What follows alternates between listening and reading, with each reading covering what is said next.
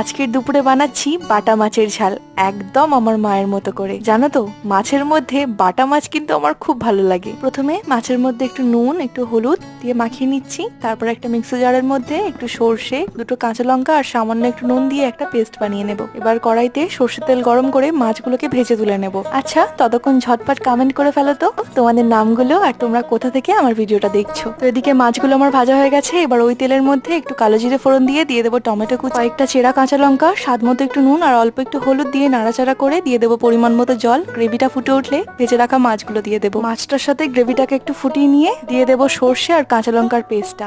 একটু নাড়াচাড়া করে গ্যাসের ফ্লেমটা অফ করে দেবো। এবার ওপর থেকে একটু ধনেপাতা কুচি আর অল্প একটু কাঁচা সর্ষের তেল ছড়িয়ে কিছুক্ষণের জন্য চাপা দিয়ে রেখে দেবো। তাহলেই তৈরি হয়ে যাবে দারুণ টেস্টি, একদম মায়ের হাতের মতো বাটা মাছের ঝাল। গরম ভাতের সাথে এই বাটা মাছের ঝাল খেতে দারুণ লাগে। আজ তাহলে এইটুকুই, আবার দেখা হচ্ছে কাল নতুন একটা ভিডিও নিয়ে। টাটা।